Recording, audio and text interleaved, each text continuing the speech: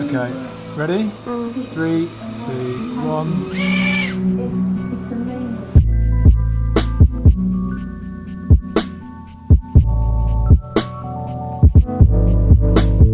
Hi, I'm Ash from DroningON. You may remember a few weeks ago we received the Aurora 100 from Eachine. It arrived with us from BangGood for review, but unfortunately due to broken props we weren't able to flight test it until now. Sincere apologies, my only advice here is order spare props. You will need them because they're very brittle. Be sure to comment below, give the video a thumbs up and click subscribe. Links to the products are in the video description. Enjoy the flight test.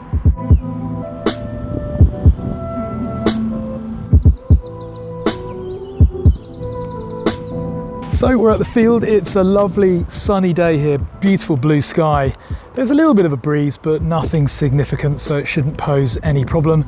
And typically, as I start my DVR recording, it just gets dull. The sun has now gone in. I'm in rate mode now, so let's jump straight in with the mode that most people are going to be flying this quad in. And let's have a go. So, and up we go. From the outset you can feel how locked in this quadcopter feels. It's so smooth and you really don't realise you're flying a tiny little micro quad here. This thing just feels so solid. Okay, so let's go for the punch, which I know everyone's interested in. Here we go. Wow. So when you then turn down to face the ground, you can see the FOV of this lens and how wide it is.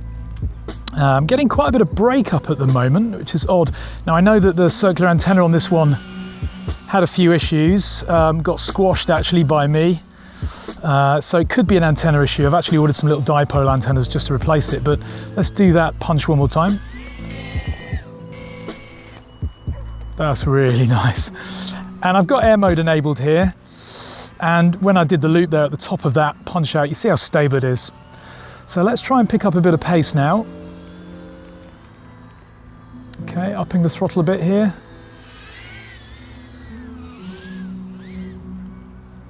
It's so smooth, this quadcopter.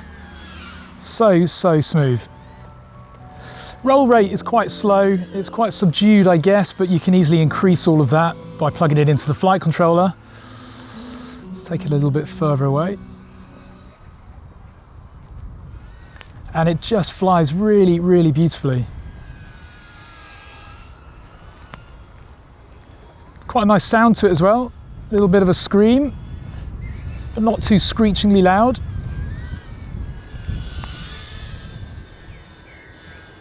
But it is so well tuned out of the box. It flies beautifully.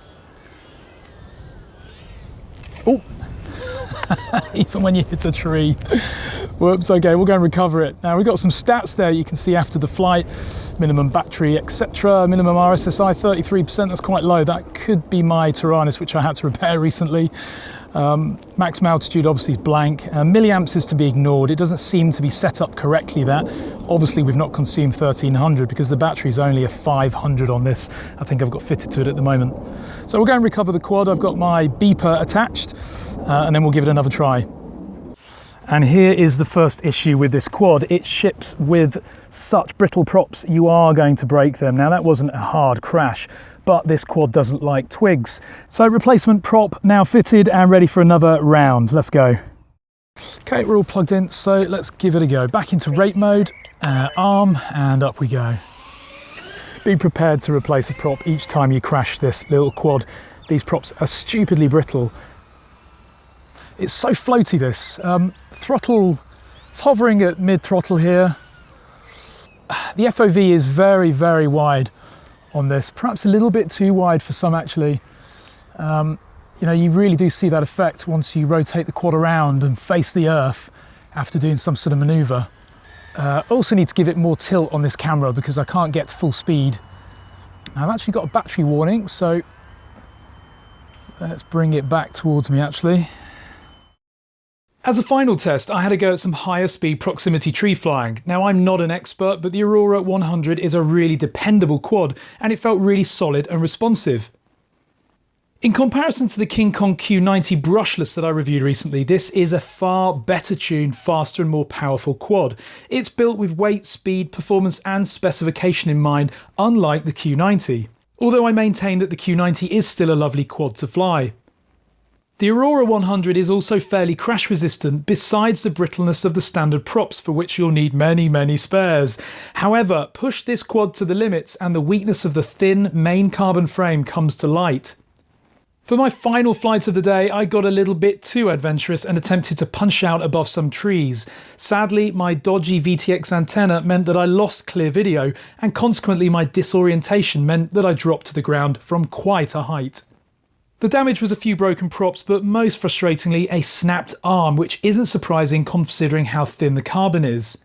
I initially applied superglue to the broken pieces of carbon and then sandwiched it back together, which actually restored most of its basic strength after drying. However, the arms are clearly weak, and so I then set out to reinforce them properly. There are many ways to do this, but I cut some pieces of wooden lolly sticks into an appropriate shape to fit underneath each of the quad's arms. Now, of course, I don't want to add substantial weight to this quad, but fortunately the 4 pieces of wood together weigh only 1.6 grams, which is minimal and shouldn't affect performance substantially. Using a slow setting epoxy glue, I then glued the reinforcements and left them to set overnight, which resulted in a really strong crash resistant structure without sacrificing weight. A more elegant solution is of course to order a spare frame from BangGood and then to sandwich that frame to the existing frame, but I didn't have 2 weeks available to wait for the shipping.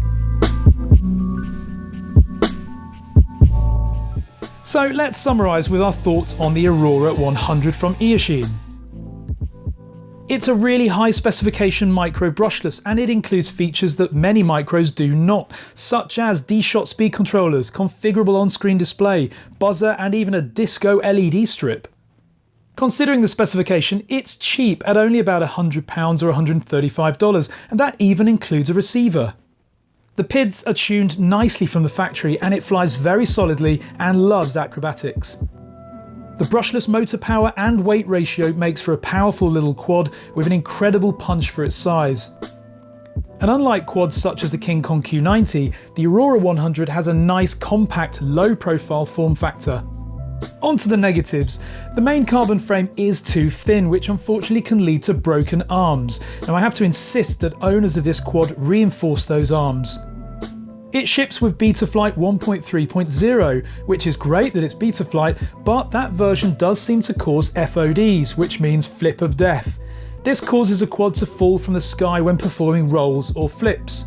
Now I read about this prior to my test flight, and so I upgraded mine to Betaflight 3.1.7, which does seem to have cured the issue.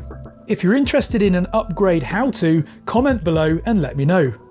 The VTX antenna is highly vulnerable and will get flattened with certain crashes, hence why my VTX signal wasn't very good. A dipole antenna would be far better.